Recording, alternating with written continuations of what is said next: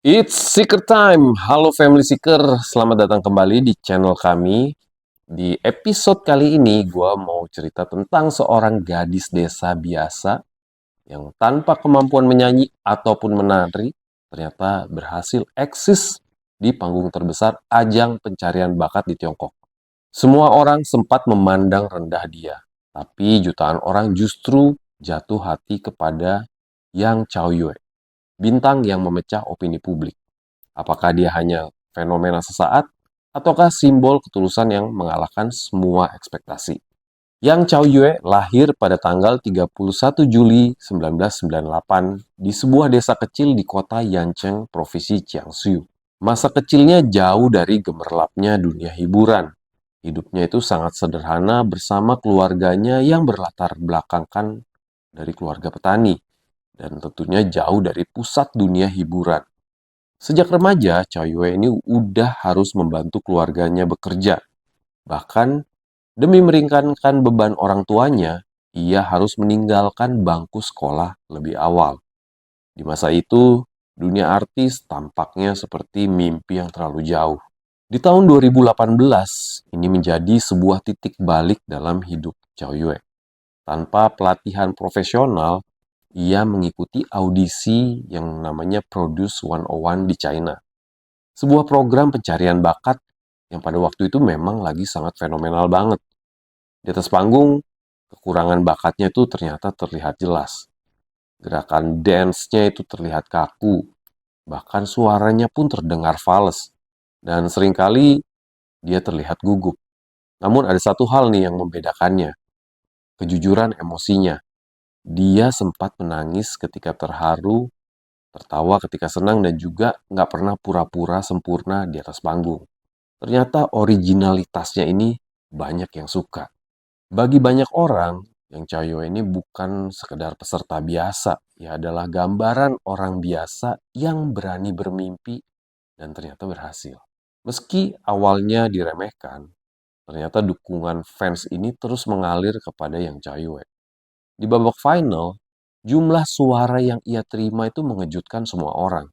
Lebih dari 130 juta suara berhasil dia dapatkan. Dan ia berhasil meraih peringkat ketiga, mengamankan posisi di grup idola baru yang namanya Rocket Girls 101. Bahkan media yang berskala internasional seperti South China Morning Post itu menulis bahwa kesuksesan Yang Chaiwe adalah contoh bagaimana popularitas bisa mengalahkan kemampuan teknis dalam dunia hiburan modern.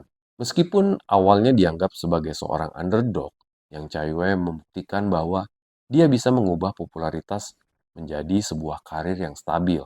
Yang Chaiwe mengawali karirnya di dunia hiburan dengan bergabung dengan Rocket Girls 101 di tahun 2018. Debut singlenya berjudul Rocket Girls ini langsung menduduki puncak chart musik digital di China.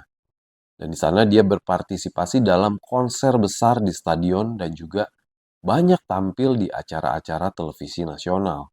Meskipun grup ini sempat dilanda masalah internal, 2 tahunnya bersama Rocket Girls berhasil membentuk basis penggemar setia Yang Chaiwe.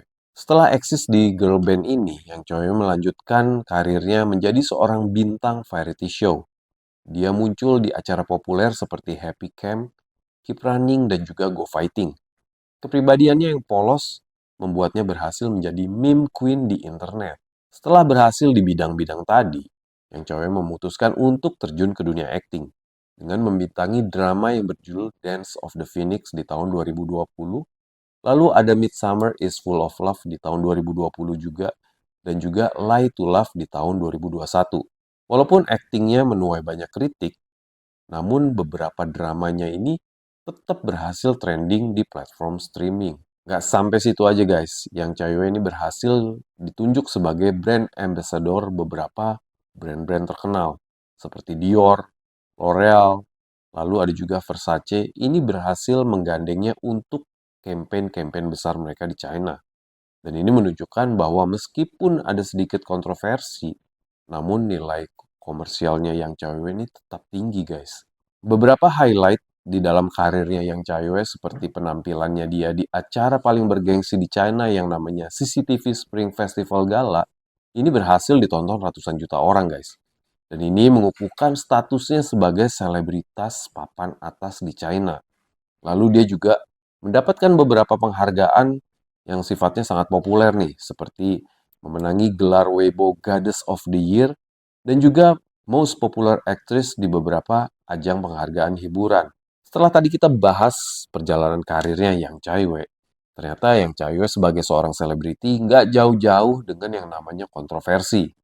Namanya sempat memicu perdebatan hampir di setiap tahap di karirnya. Seperti apa ceritanya? Nih, yang pertama guys.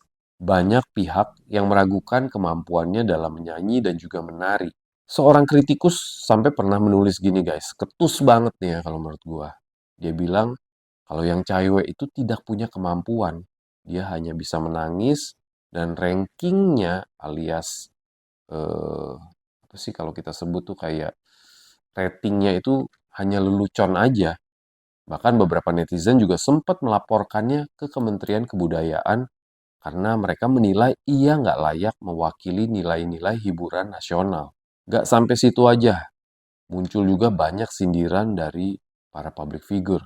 Salah satunya adalah dari Wang Sichong, seorang putra miliarder dan juga bos Banana Culture yang terang-terangan mengejeknya di media sosial. Bahkan menyebut kalau air matanya Yang Chaiwei di layar TV itu hanya tipuan aja. Dan bahkan membandingkannya dengan ikan. Gila ya guys ya. Orang dibandingin sama ikan. Komentar ini memicu gelombang debat panas di internet. Karena seperti kita tahu, fansnya Yang Chaiwei ini juga banyak ya. Jadi ada yang pro, ada juga yang kontra. Lalu nggak sampai situ aja. Sempat timbul juga tuduhan malas di panggung. Jadi Yang Chaiwei ini dibilangnya malas kalau lagi perform di panggung. Jadi awalnya gini guys, pada sebuah acara yang namanya Supernova Games di tahun 2019, di situ ia lagi perform sama Rocket Girls 101. Nah, ketika dia lagi perform itu, banyak yang menganggap dia tuh setengah hati. Bahkan sampai timbul hashtag yang menyebut Yang Chaiwei mendayung. Dan ini sempat menjadi trending di Weibo dengan lebih dari 4 juta pembahasan. Dan walaupun sudah dikritik secara habis-habisan, ternyata Yang Chaiwei ini malah merespon dengan sangat baik. Dia meminta maaf secara terbuka. Kalau menurut gua, berarti dia ini masih pengen maju dan menjadi orang yang lebih baik lagi. Dan ternyata kritikan-kritikan ini nggak cuman menyerang Yang Chaiwei doang. Sampai-sampai keluarganya ini menjadi sasaran pelecehan online. Chaiwei ini sempat harus melakukan pembelaan terhadap ayahnya secara langsung di Weibo. Jadi ayahnya ini sempat dijelek-jelekin dan juga jadi sasaran kritikan para netizen. Seperti kurang puas ya guys ya, netizen nih selalu cari celah terhadap kejelekan-kejelekan ataupun isu-isu negatif yang bisa dibahas nih guys. Jadi sempat beredar rumor kalau Yang Chaiwei ini berlibur ke Jepang bareng manajernya. Tentunya isu ini langsung dibantah oleh sang manajer. Sang manajer langsung mengupload sebuah foto bersama istrinya dan juga Yang Chaiwei ketika lagi di Jepang. Jadi lagi-lagi itu hanya isu-isu negatif untuk menyerang Yang Chaiwei. Nah, kalau tadi kan kita sempat cerita kalau Yang Chaiwei ini bisa tenar gara-gara sebuah acara yang namanya Produce 101 China itu ya. Nah, ternyata kesuksesan dia di sana itu juga nggak lepas dari kritikan orang-orang yang kurang suka terhadap Yang Chaiwei. Jadi kontes itu tuh dianggap sebagai sebuah kontes popularitas aja. Jadi bukan kontes yang menampilkan kompetensi ataupun bakat yang benar-benar berkualitas. Dan juga banyak yang percaya bahwa durasi tampil di layar atau screen time-nya dan juga kekuatan fandom itu lebih berperan daripada bakat yang sebenarnya. Gara-gara hal ini pun kasus Yang Chaiwei ini itu sampai jadi simbol perdebatan mengenai kualitas daripada reality show ini. Kontroversi demi kontroversi pun membuat nama Yang Chaiwei menjadi topik hangat di dunia hiburan China. Bagi para pendukungnya, ia adalah seorang inspirator dan juga bukti bahwa ketulusan bisa memenangkan hati jutaan orang. Tapi bagi hatersnya, dia ini adalah contoh produk industri hiburan yang memanfaatkan citra untuk popularitas. Tapi kalau menurut gue, ya sah-sah aja ya. Kan orang menilai apa yang dia lihat. Kalau memang mereka suka, ya udah dong. Yang lain juga harus bisa terima, ya nggak? Namun satu hal yang nggak terbantahkan, Chaeyoe ini telah jadi fenomena. Baik dipuji maupun dicaci, ia berhasil menempatkan dirinya di pusat perhatian. Sebuah posisi yang tentunya nggak semua orang mampu raih nih guys. Selain sorotan dan juga kontroversi kehidupan, nah kita bahas kehidupan asmaranya yang Chaeyoe nih. Karena ini juga sempat menjadi perbincangan hangat yang layak dimasukkan ke dalam kisahnya. Yang pertama tuh ada rumor kedekatan yang Chaeyoe dengan seorang pelatih e-sports. Jadi gini cerita guys. Pada bulan Desember 2019, netizen mengaitkan yang Chaeyoe dengan seorang pelatih tim e-sports WE, menyebarkan rumor ia tinggal bersamanya saat masih di bawah umur. Studionya itu langsung menanggapi serius mengenai gosip ini dengan pernyataan resmi membantah semua klaim tersebut dan juga mengancam akan menempuh jalur hukum terhadap penyebaran gosip. Karena penyalahgunaan anak di bawah umur ini sangat sensitif ya guys ya.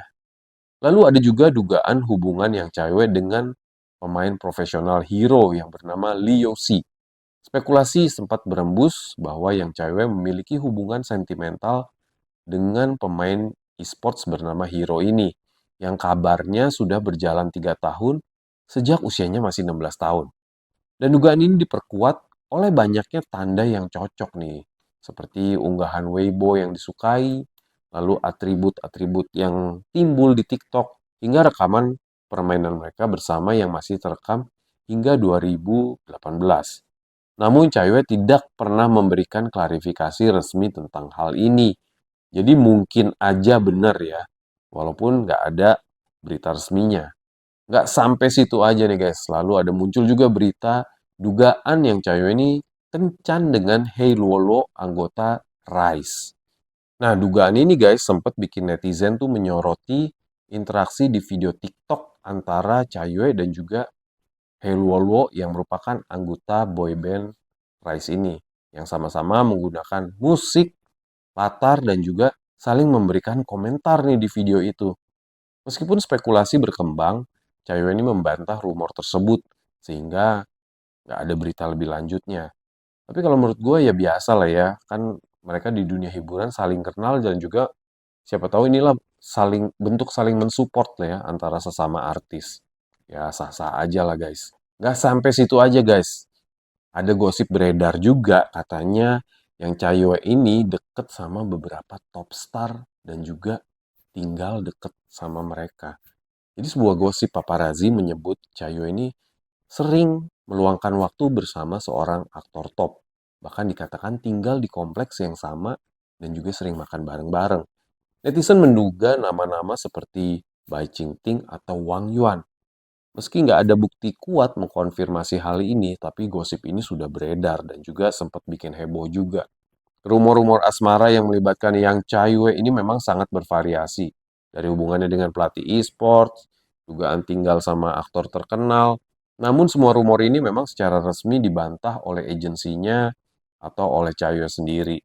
Memang dia menyadari bahwa hubungan asmara ini bisa jadi bumerang.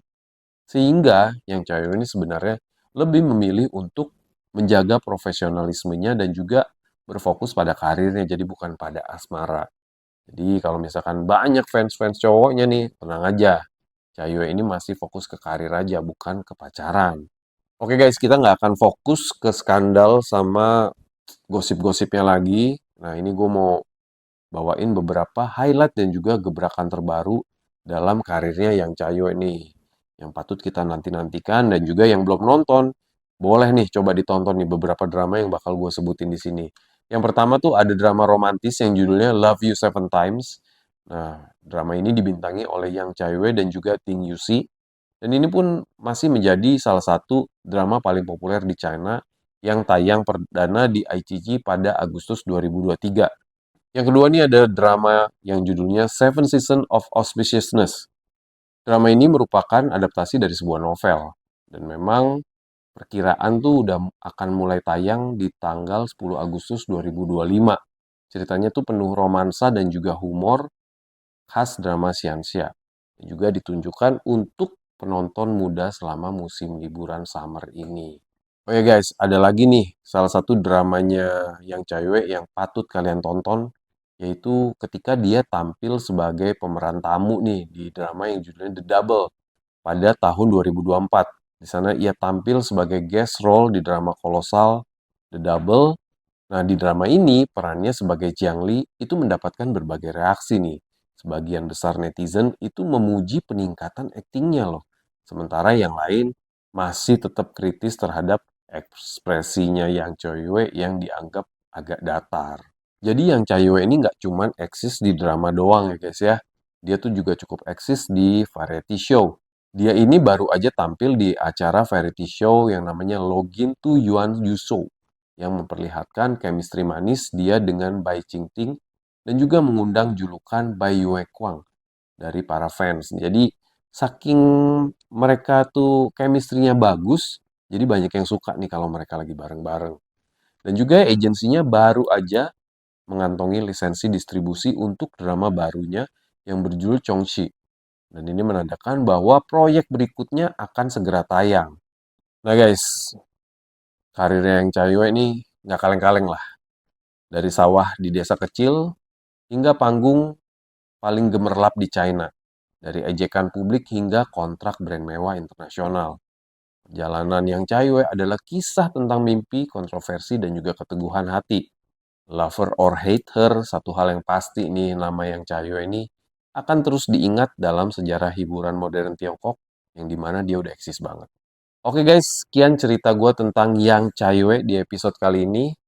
Bantu share video kita, klik tombol like-nya, dan juga kalau di video kalian tuh di komentar tuh bisa digeser, itu ada tombol hype guys. Bantu-bantu pencet hype-nya ya kalau ada. Oke guys, it's a wrap.